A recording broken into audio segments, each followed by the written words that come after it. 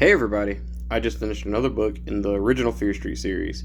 This is The Stepsister. This is a book that I wanted to read for December. I flipped through it a few years ago and I saw that it took place in December. So I was like, this is going to be a great book to read, Christmas atmosphere, all that good stuff. None of that happens. It has like a winter setting, but the book is so random and all over the place, it doesn't really have a specific theme or anything. But yeah, the story itself follows Emily and her family. Emily's dad died in a boating accident trying to save her and her sister. They went camping and he ended up dying. And her mom is set to is remarried, and the guy that she married has two kids of his own, named Rich and Jesse. Rich is this like shy kid that loves to read. It's mentioned throughout that he loves to read Stephen King books. And yeah, there's even scenes where he like sneaks off to go read, which is really cool. I actually liked Rich. He is used as like a red herring, so yeah. Um, Jesse is our focal point. So Jesse comes into the room, and Emily's talking to her, this and that, and basically, she's sitting there talking to her, and she like rips the head of one of her teddy bears off, and the teddy bear is a bear that Emily got from when she was a kid from her dad. So it was like very sentimental. And at first I thought, okay, this is gonna be really cool. This is gonna be a good book. I was wrong. Um, this things start happening. Basically, Jesse starts doing things, or is supposedly Jesse starts doing things. We don't know for sure yet. Let's see. She goes upstairs while Emily's on her computer and deletes her like history report. She starts wearing her clothes. They start fighting over that. They fight over where they set it, the window, different things like that. They have a whipped cream fight. I know that sounds ridiculous. Doesn't even sound like a real sentence, but they do. And they have it randomly on like chapter 5, and I had to reread it because I was like, okay, they just didn't like each other. Now but they're trying to get along, and that's what happens. Emily goes upstairs, washes her hair, and her hair comes out different colors. And they find like a little bottle of peroxide in the medicine, or an empty bottle of peroxide in the medicine cabinet. So they say somebody did this to her, and Emily assumes it's Jesse. Nancy, who is Jesse's sister, start talking, and she basically tells Emily to watch out for Jesse because she got kicked out of her old school for something that happened to a friend of hers, and there's more to Jesse than meets the eye. And yeah, there's a weird little thing about her, and she tells her to be careful around her because she got kicked out for like having emotional trauma or something. But yeah, so yeah, we learn a little bit about Jesse, but not much.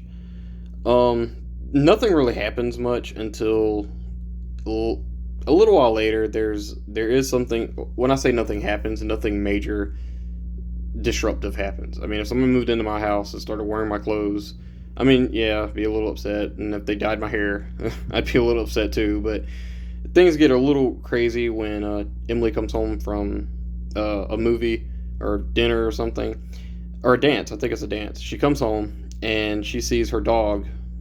Something's bad happened to him. I'm not going to spoil that because that's probably the best scene in the book, even though it's a bad scene. I didn't like it. Yeah. So she goes and finds her dog. She blames Jesse again, and yeah, that's about the best thing that happens in the book. And when I say best, that's the scariest thing that happens. Yeah. There's not much more else to say about this. This was not a great book. There's more things that point to Jesse trying to end Emily. She gets locked in the bathroom, and somebody throws a match into a trash can and lights it on fire. She gets locked in.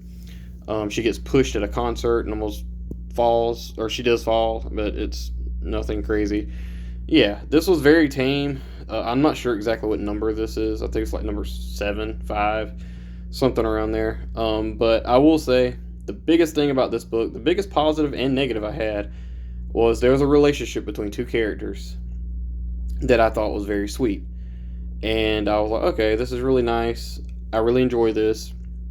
Um, you don't see this a lot in Fear Street or Goosebumps, and I really liked it. Well, the twist contradicts all of that, and it ruins it.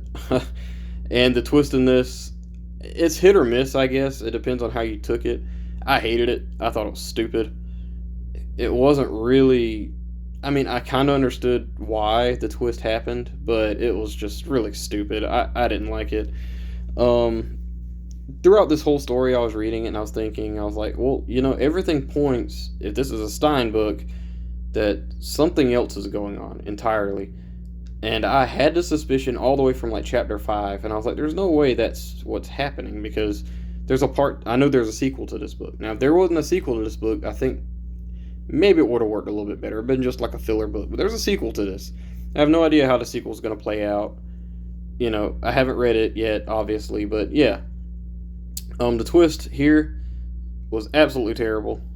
This is probably one of my least favorite Fear Street books I've ever read, based on a twist alone. The rest of the book is just, I don't know, you're waiting on something to happen, and when it does, it's very tame. Like I said, the dog thing was the best and worst part. And again, that's a bad part for Emily. Like, I felt bad for Emily, but it was just really stupid. The only positive I can actually say is the scene where there's a person trying to go after Emily in a graveyard was actually pretty good, and the way that person was written is very scary. But yeah, other than that, Stepsister is a hard miss for me. Not a fan of this one. I give it a 2 out of 5 stars. Yeah, I didn't like this. No, it's an early book, so I will kind of give it a little bit of credit. And the dog stuff was kind of gross, and I was slightly interested in seeing what Jessie was or what's her story. But other than that, no, this one was a hard miss for me. 2 out of 5 stars for me, guys. Please let me know in the comments below. What did you think about the Stepsister? Is the Stepsister 2 any better? Please tell me yes. I hope it's not worse than this, because that's gonna suck. But yeah, 2 out of 5 stars for me, guys. Thank you. Bye.